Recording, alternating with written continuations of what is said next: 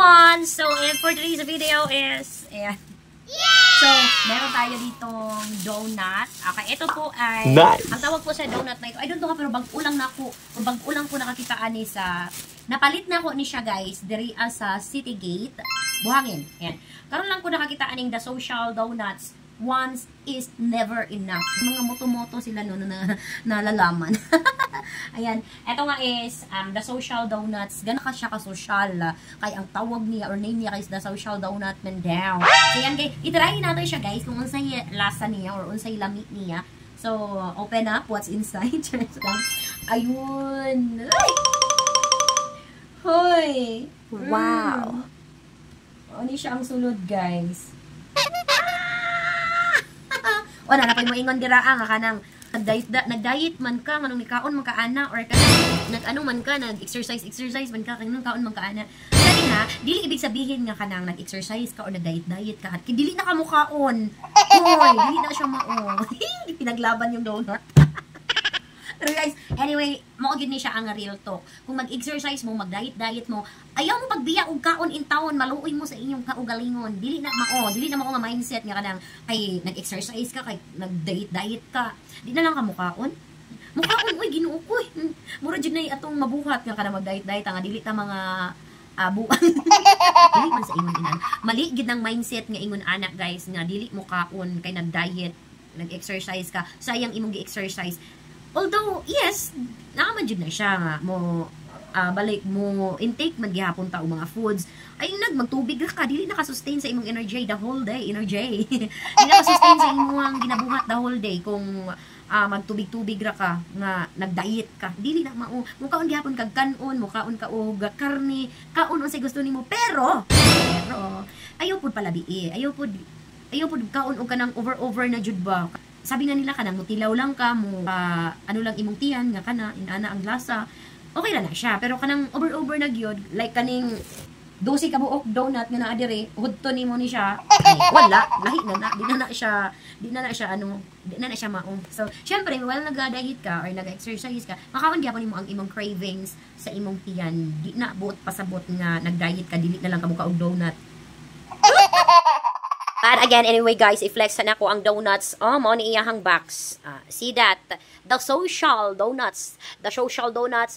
Once is never enough. Never enough! Pero di na siya maot. So then, mao ni siya ang iyahang nasa sulod. Wala lang ko kabalo kung unsay mga flavor nga naa dire, pero I think kani mocha or I don't know, basta mao na siya. Kani strawberry kay pink. Hoy! sorry. Kani strawberry kay pink, kani kay cookies and cream, kay na cookies na cream, uy na chocolates. And the ring aside, I don't know na kung unsa na siya yung mga names anang bawat toppings nga naa. Pero isa lang jud siya ang sure, donut gid siya sa ilalom. Okay, syempre, kailangan na nato siyang i-try or i-taste. Okay, asa may pwede nato i-taste dire ini, mini, mini, mo saan pwedeng i-taste. Ay! Doon talaga siya napunta. Pero ang gusto na ko i-try kay kaniman. So, ayan. Sundin ang nasa isip, wag yung tinuturo. Right, here we go. Item na nga si Jack. Okay, try natin i-taste itong diri na side. Murag diri na side ang nangamay. Uy! Wow!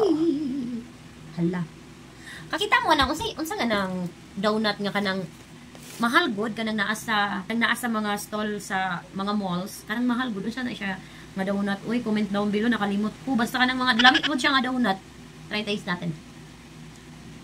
Kaniya nga itong unang i-try. But, anyway guys, sa mga mangutana gani kung magpila ang isa ka box ani. Ang isa ka box ani guys, kay nagkakahalaga po siya ng 350 pesos. Which is, 12 pieces na po yung laman. Okay, ito yung unang subo. Let's go.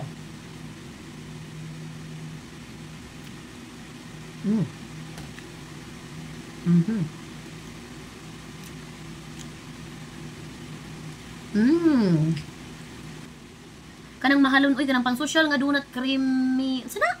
Nakalimot lang jud ko. Same sila og taste. Pero mas barato ni kaysa adto. I don't know ha. Ako, dili jud ko fan aning mga sweets. Bisag sa party, sa events, daghan kaayo sweets, pero dili ko fan gyud sa sweets. Mutilaw ko, yes, oo, mutilaw ko of course. Pero kanang mo lantakan gyud, mukbangon gyud. Dili ko kaayo fan ani. As in taste lang ganun.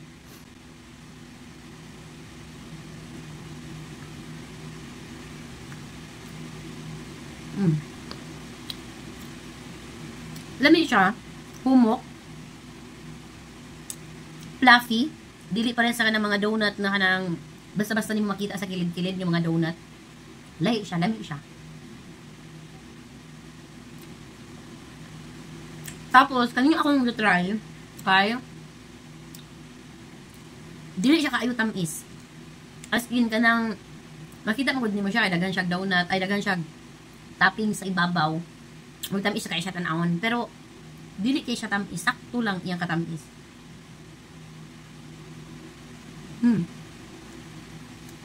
Ganun siya, guys.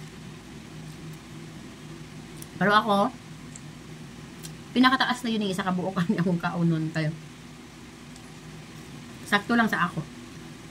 Yes, guys. Nahunot na to ang isa kabuok. Siya. Lami siya, guys. Lami siya og flavor. Ang nakanindot mo sa iyaha kay dagko kayo siya. Tapos, 350. Isa ka box. 12 pieces na siya. Imagine, 300 plus lang siya. Tapos, 12 pieces. Daghan pa silang flavor, ani guys. Again, dili ni promote product ha. Kanang, try lang na ko siya taste kung unsay lasa niya. The social donuts. Lami siya. Different flavors. Ayan, daghan kayo siya flavors nga kapilian. Anyway, sa ilahang shop guys, kung naasa pa, uban na sila branches. Pero, sa City Gate, naa sila branch diha sa, siyempre, sulod sa mall. Ayan, makita lang na ninyo sila, at bang lang na sila sa supermarket sa City Gate. Dali ra kayo sila tuulon. Kay naara pon makita dayon ang ilahang stall na ay nakabutang dito, The Social Donuts. Abi na kog slogan lang nila tong The Social Donuts. Mao gyud ay pangalan sa ilahang donut. Kanang mao gyud pangalan sa ilang shop.